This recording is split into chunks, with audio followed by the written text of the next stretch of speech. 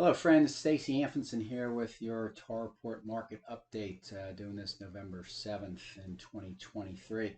I'll be up front with you. I had an agenda on this one. I really thought that uh, mortgage interest rates on the residential market, a lot of metrics in the market would be adverse, and I'd be able to prove it with graphs and stuff like that. But that wasn't the case, and that's the beauty of research. Sometimes you see things, you have an idea of the way things are, and they're not really that. So, um, need you to hang with me for a little bit more than 5 minutes because we've got some areas that I think are important for y'all to know. So let's dig in and see what we got going.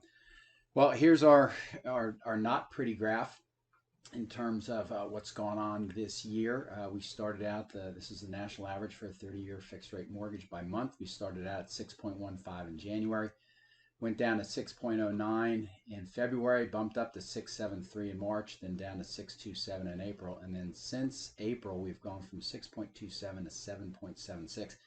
And during October, some of you were probably aware that it crossed the 8% threshold. So remember what happened last year when we did this. National home builders kind of freaked out and they cut prices, and that influenced price metrics across the board. So a lot of the price metrics that we saw in the fourth quarter of last year were lower than they were during the third, second, and first quarter. But we'll dig in to see if that's the case this year. So there is that graph. So influence number one, monthly showings. This is the percent change versus the same month prior year. And I also have the interest rate graph on there as well. You can see October. This is the fourth straight quarter where we've been below. So it's July, August, September, and October. And it kind of does match with this escalation, 6.78 to 7.63. But I'm not going to sit here and tell you that there's a direct correlation between the two, because there's a lot of other things. And a lot of people will say that the main reason showings are down is because inventory is down. I'm not going to disagree with that. Here's one that kind of got me going on this. Redfin came out with a story, and the national press kind of ran with it about the number of price dropping sellers out there, and they kind of inferred that the world was falling apart. And so I said, let's take a look at what's going on in our market. So we're going from May to October on this, and if you can see, it's a steady upward trend. October was a big spike, though, 47%. I'm not sure if I'd run with the national media story on that, but apparently they did. Remember, first and foremost, that a higher percentage of price dropping listings shouldn't be viewed as a negative. It should be viewed as a positive, because sellers and listing agents are out there recognizing that the market is not going to bear the price that they are at. So just think, if there was zero price dropping listings, you'd have a whole bunch of unsold inventory. So I'm going to view that as a positive, even though there's a spike in that. Listings with a status change depending, so far up through all these slides, I'm going, okay, this is a pretty decent correlation between interest rate increases and mortgage rate increases and negative metrics. But look what's happened to pending sales. This percent change same month versus a prior year, and we've been in negative territory the whole year. And look, up until September, I'm going, okay, you're onto something. And then look what happened in October. 7% increase in October of this year versus October of last year. And I think the explanation for that was October of last year was really where the full influence of that rapid mortgage rate increase hit, and the market kind of froze in October. So if we were down compared to October last year, that would be bad, but I'll take this as a positive that we're up compared to October of last year in the pending listing category. Here's the ugly chart up here. Monthly resales have been down double-digit percentage pretty much every month, with the exception of March. Once again, it's the chicken and the egg theory. Are sales down because there's no inventory, or is sales down because there is lack of demand? I think it's a little bit more of each, but I also do think that inventory probably plays a little bit higher role in that decrease. If we had more resale inventory, I don't think you'd have minus 20% down in October. Now we're going to talk about the percentage of resales selling above list price. So remember now, there may be a tendency for you all to think about, the real estate market is being really in a headwind situation because of mortgage rate increases. But just to show you, between May and October, okay, this is a percentage of resales selling above list price. If I could go back over my long history of doing this, I can tell you that these percentages are so far off the charts. It's not even it's amazing. Typically, in prior markets prior to COVID, it may have been like 5% of resale listings selling above list price, and now even in this adverse mortgage rate environment in October, 28% of those closings sold above list price. That's pretty impressive.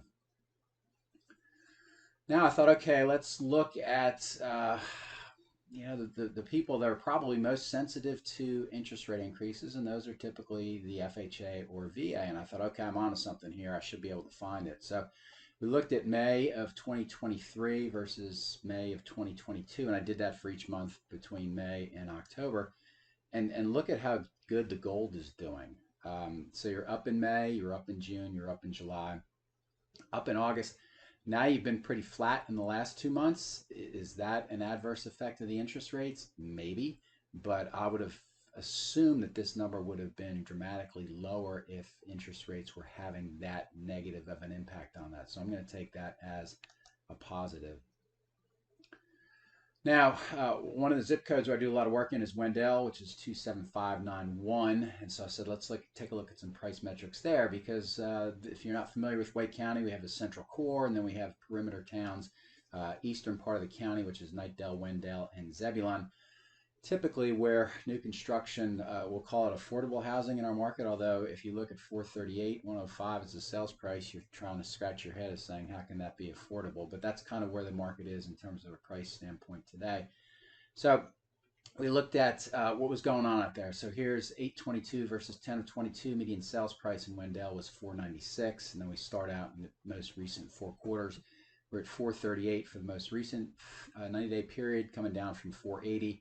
I had a bump in February to April to May and July, but we're down from 487 during the 4th quarter of last year.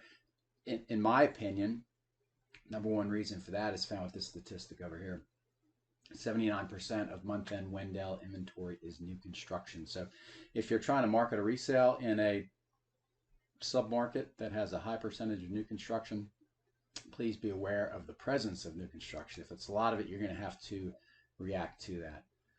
All right, moving down the road here. So from a positive standpoint, we're always trying, when you're looking at price metrics, you're always trying to figure out, what are you comparing here? So what I did in this graph was I looked at Wake County resale listings contained between 2,000 and 3,000 square feet. So that's for the whole county.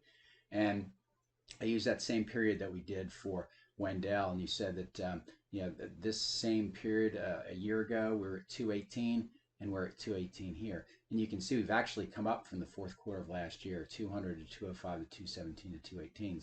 So far, no harm, no foul on interest rate increases on the market. So just the facts and opinions regarding current trends. I know a lot of us can be opinionated, so I'm going to try and separate what's a fact and what's not. Bullet point number one, the national average during November for a 30-year fixed rate mortgage was the highest since December of 2000. So we hadn't been in this market for 23 years. Many of you viewing this were probably not even in the business back then. So it's been a shock for all of us. Monthly showings since July seem to have been adversely influenced by mortgage rate increases. Could be, that's more of an opinion than a fact. I'll let you all opine on that. The percentage of resale listings with at least one price drop from original spiked in October. That's a fact. Monthly resale closings have double-digit percentage lower compared to the same month prior year in 9 of the 10 months this year. That's a fact.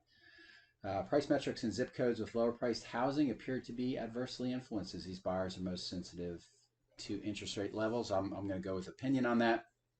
And finally, listings financed with FHA VA are up comparing May of 23 to October of 23 with the same period during 2022. So that's all we've got for now. Thanks for staying with me. We're approaching the 10-minute mark here. I know that y'all that view this have more than a 10-minute attention span, so I appreciate that. If you like the video, please hit the like. I certainly encourage you to subscribe to the Tarport YouTube channel. And if you'd like further information, please visit www.tarport.com.